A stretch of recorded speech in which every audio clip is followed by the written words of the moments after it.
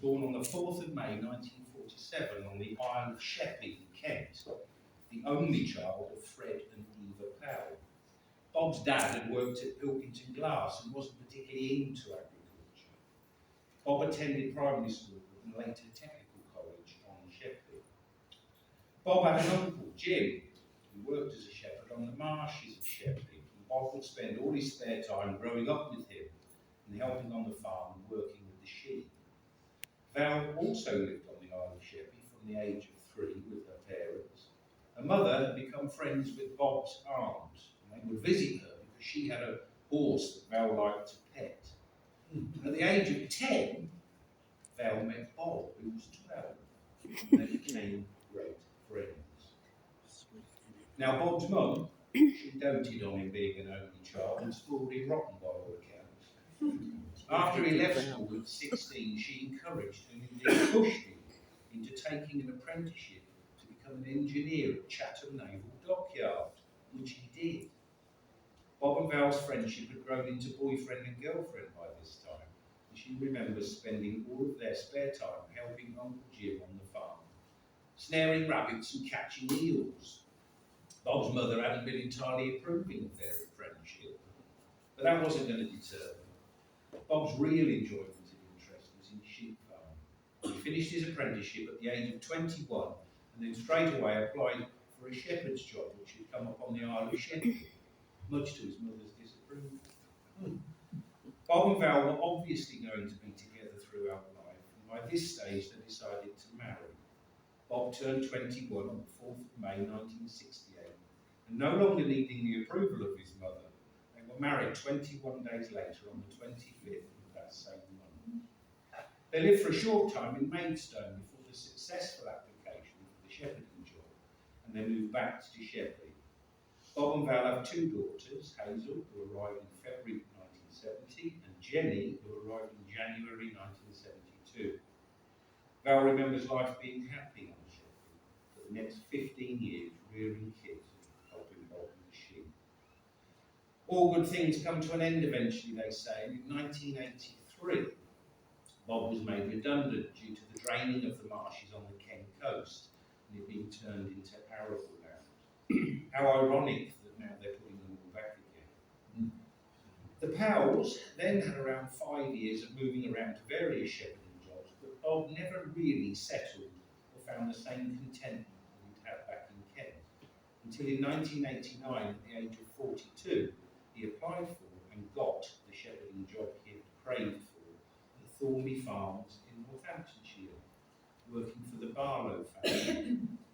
Bob and Val lived and worked at Lovell's Lodge until his official retirement in 2012, and since then lived in the village of Cold Ashby and been very happy there.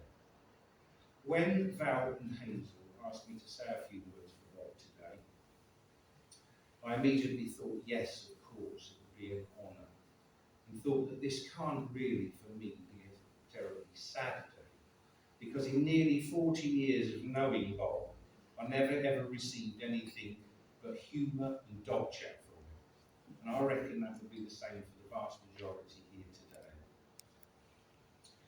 His relentless ability to tell a yarn was never ending.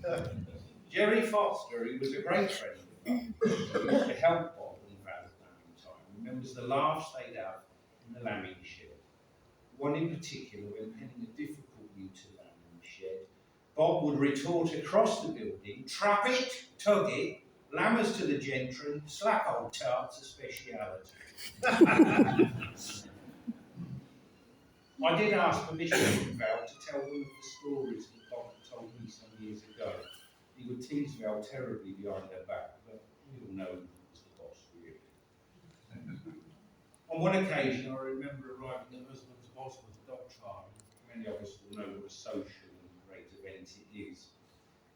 On the Friday night, they'll hold a local dog trial. I arrived at the front fence and parked next to Bob, jumped out to greet him. And he said to me, "God, blimey, Spot, what do with our getting here tonight?"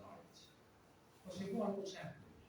He said, "Well, we left Lovell's Lodge at home in Cold we came through the village, got down to the crossroads, on the main road, and there was a car behind me flashing its light and hooting its horn.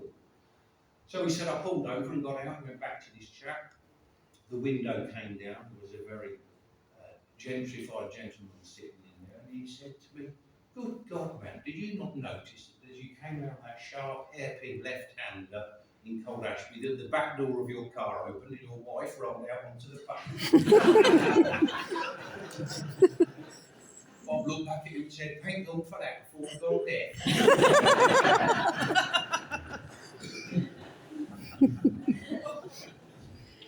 Sorry. My second most prominent thought about Bob would be the dogs and his ability with them. He was a very impressive handler of a collie dog, and it had all started way back on the Isle of Sheppey when Val spotted a sign saying sheepdog trot, and they went into the field for a look. Afterwards, Bob said, "Well, I've got dogs at home that can do better than that." Val researched where the next local trials were and got him entered into them. Entry fees were only 50p back there. Val has remained Bob's organiser and secretary throughout his dog trialling career. I remember George Leatherland actually, on finding out that Bob was moving to Northamptonshire, stating quite loudly that we should all need to sharpen our accent because Bob was a quality angler, and he wasn't wrong. The dogs back when I first knew him were Wisp and Bill, and if Bob was at a trial, it was highly likely he was going to win it, or at least be very well up in the money. Other great dogs that followed were Griff, Drift, Todd, Merv, and Blake, all of which go back to the original line of the bitch that Uncle Jim brought from Scotland all those years ago. And when Val's great bitch, Rhea, joined the kennel, they were both a formidable force of sheepdog trialing.